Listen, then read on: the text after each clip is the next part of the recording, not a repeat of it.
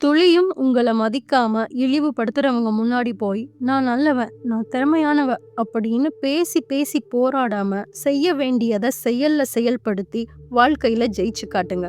நீங்களும் வாழ்க்கையில ஏதோ ஒரு இடத்துல இன்னும் உங்கள நீங்களே தாழ்வா நெனச்சுட்டு இருக்கீங்கன்னா, அந்த எண்ணத்த நிச்சயமா இந்த கதை மாத்தும். எல்லாருக்கும் வணக்கம். நான் ராணி. வாங்க வீடியோக்குள்ள போயிரலாம். அது ஒரு பெரிய ஜவுளி கடை. ரொம்ப பிரபலமான, பிரம்மாண்டமான ஜவுளி கடையும் கூட. அந்த கடை புடவைகளுக்கு பேர் போனது. எல்லா ரகங்கள்லயும், நிறங்கள்லயும், விலைகள்லயும் அந்த கடையில புடவைங்க கிடைக்கும். அங்கதான் வெறும் 19 வயதான இளம் பெண் வேணி வேலை பார்த்துட்டு இருக்கா. வேணிய பத்தி சொல்லணும்னா, அவளோட எளிமையான குணத்தாலையும், வசீகரமான பேச்சு திறனாலையும் சாதுரியமா புடவைகளை சேல்ஸ் பண்ணிடுவா. ஆனா வேணி இப்படி எளிமையா இருந்துட்டு திறமையா புடவைகளை நல்லா சேல்ஸ் பண்றது அந்த ஃப்ளோர் மேனேஜரான நடுத்தர வயது மிக்க கீதாக்கு சுத்தமா பிடிக்கல. ஏன்னா அவங்க எப்பவும் நல்ல அழகா உயர் ரக துணிகளை போட்டு நகைகளை போட்டு இருக்கிற பெண்கள் தான் நல்லா சேல்ஸ் பண்ணுவாங்கன்னு அவங்களுக்கு ஒரு நினைப்பு. அதனாலேயே அடிக்கடி ஃப்ளோர் மேனேஜர் கீதா வேணியை கூப்பிட்டு, உன் கலக்கு இந்த புடவை ஒன்றும் நல்லா இல்லை, ரிசப்ஷன் சைட்லாம் நீ வராத அப்படின்னு உருவ கேலியும் செஞ்சுட்டு இருப்பாங்க. ஒவ்வொரு முறையும் இப்படி வேணிய கீதா தாழ்வா நடத்துறப்ப வேணிக்கு ரொம்ப மனசு கஷ்டமா இருக்கும். ஆனா அவ குடும்ப சூழல் அவளை இந்த வயசுலயே வேலைக்கு போகும்படி நிறுத்திருக்கு. வேணியோட அப்பா ஒரு நெசவாளி. வீட்லயே புடவைகளை நெசவு செஞ்சு கொடுத்து குடும்பத்தை நடத்திட்டு வந்தாரு. ஆனா அவரும் இப்போ இறந்து போயிடவே தன்னையும் தன் அம்மாவையும் சேர்த்து பாத்துக்கிற குடும்ப பொறுப்பு இப்போ வேணி கையில. அதனாலதான் காலேஜ் படிப்பையும் பாதியில நிறுத்திட்டு புடவை கடையில சேல்ஸ் கேர்லா வேலை செஞ்சுட்டு இருக்கா. வேணிக்கு இப்போ ஒவ்வொரு ரூபாயும் ரொம்ப முக்கியம். அதனால இன்சென்டிவ், அதாவது சம்பளத்தை தாண்டி கிடைக்கிற படிக்காசு, அது அதிகமா கிடைக்கிற விலை உயர்ந்த பட்டுப்புடவை செக்ஷன்ல தன்னை போடும்படி கீதாட்ட போய் கேட்கிறா வேணி. இது நடக்குமா என்ன? ஃப்ளோர் மேனேஜர் கீதா முடியாதுன்னு சொல்றதோட நிறுத்தாம, அந்த செக்ஷன்ல நீ கனவுலையும் நினைக்க கூடாது, அது அழகான பொண்ணுங்க நிக்கிற செக்ஷன், நீ அந்த காட்டன் புடவை பக்கத்துல போய் நின்னுக்கோ, தேவையில்லாம இந்த பக்கம் வர வேலைய வச்சுக்காத அப்படின்னு எல்லார் முன்னாடியும் வேணிய அசிங்கப்படுத்தி அனுப்பிடுறாங்க கீதா. எல்லார் முன்னாடியும் தன்னை இப்படி இடக்குறைவா பேசிட்டாங்கன்னு மனவேதனையோட காட்டன் சாரி செக்ஷனுக்கு வந்து நிக்கிறா வேணி.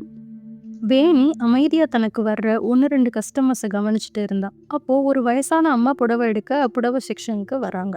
வந்தவங்க காட்டன் சாரீஸ் பார்க்க எங்க போகணும்னு ஃப்ளோர் மேனேஜர் கீதாட்ட கேட்க, கீதா அந்த வயசான அம்மாவை மேலையும் கீழையுமா பார்த்துட்டு அந்த பக்கம் போங்க அப்படின்னு வேண்டா வெறுப்பா சொன்னாங்க. அந்த அம்மாவும் வேணிக்கிட்ட போய் நின்னாங்க. அவளும் சிரிச்ச முகத்தோட வணக்கம் சொல்லிட்டு பொறுமையா காட்டன் சாரீஸ் கலெக்ஷன்ஸை அந்த அம்மாவுக்கு காமிச்சா.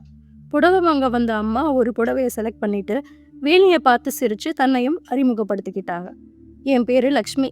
வந்ததுலேருந்து நீ கட்டியிருக்கிற புடவையோட டிசைன் எனக்கு ரொம்ப பிடிச்சிருக்கு. இதே மாதிரி புடவை உங்க கடையில இருந்தா கொஞ்சம் எடுத்து காட்டுறியாமா அப்படின்னு கேட்டாங்க லக்ஷ்மி அம்மா. அதுக்கு வேணி சிரிச்சுட்டே இப்படி சொன்னா, ஐயோ அம்மா, இது எங்க கடை சாரி கிடையாது. இந்த டிசைனை நான் தான் வடிவமைச்சேன், அதோட இந்த புடவையையும் நான் தான் நெசவு செஞ்சேன் அப்படின்னு லக்ஷ்மி அம்மாட்ட சொன்னான். இந்த இடத்துல வேணியோட படிப்பு என்னன்னு நம்ம தெரிஞ்சுக்கணும். அவள் காலேஜ் படிப்பை பாதியில் விட்டுட்டு தான் இந்த புடவை கடைக்கு வேலைக்கு வந்தான்னு பார்த்தோம் இல்லையா? அவள் காலேஜில் செகண்ட் இயர் ஆடை வடிவமைப்பாளராக படிச்சுட்டு இருந்தா. கூடுதலாக அவள் அப்பாவும் வீட்டிலேயே நெசவு செஞ்சுட்டு வந்ததால சின்ன வயசுல இருந்தே வேணிக்கும் புடவைகளை நெசவு செய்ய ரொம்ப நல்லாவே தெரியும். அதில் தனக்கு நேரம் கிடைக்கிறப்ப எல்லாம் புடவை சுடிதார்னு டிசைன் பண்ணிட்டு தனக்கு வேண்டிய ரகத்துல புடவைகளை நெசவும் பண்ணிட்டு இருந்தா. இதை கேட்டு லக்ஷ்மி அம்மாக்கு ஒரே ஆச்சரியமா இருந்துச்சு. வேணியை ரொம்ப பெருமிதத்தோட பார்த்து சிரிச்சு அவங்களோட கார்டு ஒன்று அவ கையில கொடுத்து, உனக்கு டைம் கிடைச்சா இந்த இடத்துக்கு வந்து என்னை சந்திச்சுட்டு போ அப்படின்னு சொல்லி கொடுத்தாங்க. அதோட இப்போ அவங்க செலக்ட் பண்ண புடவையோட விலையை கேட்டாங்க லக்ஷ்மி அம்மா. வேணியும் அதுக்கு 1500 சொல்ல, அவங்க சரி அப்போ அந்த சாரிலேயே 150 புடவைங்களை பேக் பண்ணிடுங்க அப்படின்னு சொன்னதை கேட்டு வேணி ரொம்ப ஆச்சரியப்பட்டா. ஏன்னா மாசத்துக்கு அவளுக்கு கொடுத்த டார்கெட்டே 100 புடவைங்க தான். ஆனா லக்ஷ்மி அம்மா ஒரு ஆளே மொத்தமா 150 புடவைகளை வாங்கிட்டாங்க. வேணிக்கு இப்போ பயங்கர சந்தோஷம். ஆனா இது எல்லாத்தையும் கவனிச்ச ஃப்ளோர் மேனேஜர் கீதாக்கோ ஒரே வெறுப்பா இருந்துச்சு. ரொம்ப நாள் கழிச்சு கொஞ்சம் சந்தோஷமா இருந்தா வேணி. ஆனா அது அந்த ஃப்ளோர் மேனேஜர் கீதாக்கு பிடிக்கல. பட்டுப்புடவை செக்ஷன்ல ஒரு புடவையை காணோம்னு கத்த ஆரம்பிச்சாங்க. உடனே நேரா வேணிட்ட வந்து, நீ தானே காலையில பட்டுப்புடவை செக்ஷனை உனக்கு தரும்படி என்கிட்ட வந்து கேட்ட, நான் அதை கொடுக்கலன்னு புடவைய திருடிட்டல அப்படின்னு அவளை எல்லார் முன்னாடியும் சோதனை பண்ணாங்க. அவ கவுண்டருக்கு போயும் தேடினாங்க, அவளோட பேக்லையும் தேடினாங்க. ஆனா எதுலையும் புடவை இல்லை. எப்படிங்க இருக்கும்? வேணிதான் புடவையை எடுக்கலையே. தான் எந்த புடவையும் எடுக்கல அப்படின்னு அழுதுட்டே நின்னுட்டு இருந்தா வேணி. அப்போ ஒரு கஸ்டமர் பட்டு புடவை ஒன்ன கையில வச்சுட்டு வேகமா வந்தாங்க. நான் தான் இந்த புடவைய செலக்ட் பண்ணிட்டு வேற ட்ரெஸ் பார்க்கறதுக்கு கையில இதையும் எடுத்துட்டு போயிட்டேன் அப்படின்னு சொல்லி அந்த புடவைய குடுத்தாங்க. இத்தன நாள் எல்லா அவமானத்தையும் தாங்கிட்டு இருந்த வேணியால அன்னைக்கு நடந்த அவமானத்த கொஞ்சம் கூட தாங்கிக்கவே முடியல. உடனே போய் வேலைய ரிசைன் பண்ணிட்டு, தனக்கு கிடைக்க வேண்டிய சம்பளத்தையும், இன்சென்டிவ் பணத்தையும் வாங்கிட்டு வீட்டுக்கு போனா. வீட்டுக்கு போனவ அவங்க அம்மாட்ட கூட போகாம நேரா அவங்க அப்பா நெசவு பண்ற இடத்துக்கு போய் தறிய புடிச்சு அழுக ஆரம்பிச்சா. ஏன்பா இப்படி என்னை விட்டுட்டு போனீங்க அப்படின்னு. அந்த சின்ன பொண்ணு மனசுல அவ்வளோ பாரம். அடுத்த மாசம் வீட்டு செலவுக்கு கூட காசு இல்ல. அவ்வளோதான், இனி தன்னோட வாழ்க்கையில சந்தோஷம் நிம்மதின்றதே கிடையாதுன்னு விரக்தியிலையும் கோவத்திலையும் அவளோட ஹேண்ட்பேக்கை தூக்கி எறிஞ்சா. அப்போ அவ பேக்ல இருந்து ஒரு கார்ட் கீழே விழுந்துச்சு. அது இன்னைக்கு காலையில 150 புடவைங்களை வாங்கினாங்கல்ல லக்ஷ்மி அம்மா, அவங்களோட கார் தான்.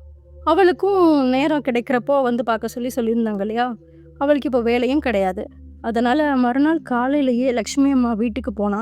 அது மிகப்பெரிய பங்களா வீடு. நிறைய பேர் அந்த வீட்டில் வேலை பார்த்துட்டு இருந்தாங்க. வேணி பிரம்மாண்டமான அந்த வீட்டை பார்த்து ஒரே ஆச்சரியம். ஏன்னா லக்ஷ்மி அம்மா ரொம்ப எளிமையா இருந்தாங்க. வேணியை பார்த்ததும் லக்ஷ்மி அம்மா அவளை அன்பா அழைச்சாங்க. அதே சமயம் நல்ல கௌரவமா அவளை உபசரிக்கவும் செஞ்சாங்க.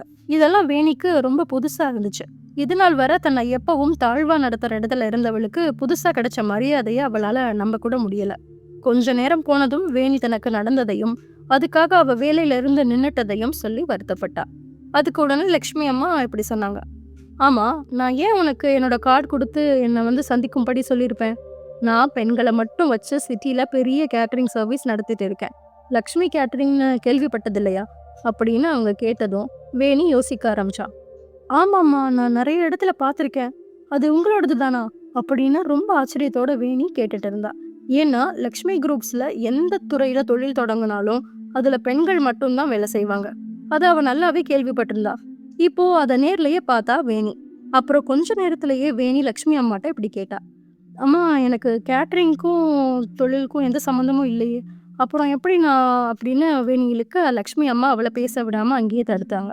இல்லை வேணி, கேட்டரிங் இண்டஸ்ட்ரியில உனக்கு எந்த வேலையும் இல்லை. ஆனா நான் புதுசா ஆரம்பிக்க போற புடவை கடைக்கு மேனேஜரா உன்னை அப்பாயிண்ட் பண்ணதா உன்னை கேட்குறேன் அப்படின்னு லக்ஷ்மி அம்மா சொன்னதும் வேணிக்கு சந்தோஷத்துல என்ன பதில் சொல்றதுன்னு கூட தெரியல. என்னோட நன்றிகளை வார்த்தைகளால சொல்ல முடியாதம்மா.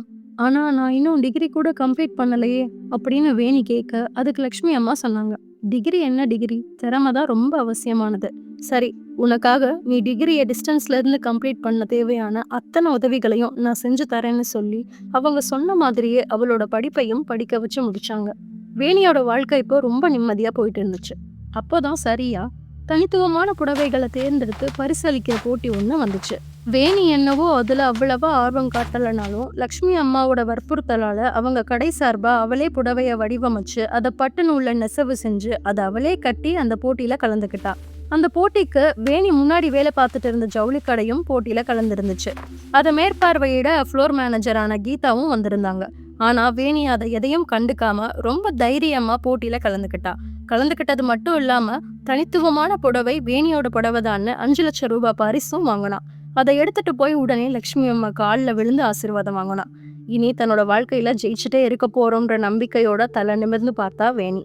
அதே சமயம் வேணியை தாழ்வா நடத்தின ஃப்ளோர் மேனேஜர் கீதா அவமானத்துல தலை குனிஞ்சு நின்னாங்க. நம்மள ஒரு பொருட்டா கூட மதிக்காதவங்க முன்னாடி நாம தான் பெரிய ஆள் அப்படின்ற மாதிரி வாழ்ந்து காட்டுறது தான் அவங்களுக்கு நம்ம கொடுக்கற சரியான பதிலடியா இருக்க முடியும். நீங்களும் உங்க தாழ்வு மனப்பான்மையில இருந்து மீண்டு வந்து நல்லபடியா வாழ்ந்து காட்டுவீங்கன்னு நம்பி இந்த கதையை முடிக்கிறேன். இந்த வீடியோ உங்களுக்கு பிடிச்சிருந்தா வீடியோவை லைக் பண்ணி நம்ம தமிழ் ஸ்டோரிஸ் சேனலை சப்ஸ்கிரைப் பண்ணிருங்க. நன்றி, வணக்கம்.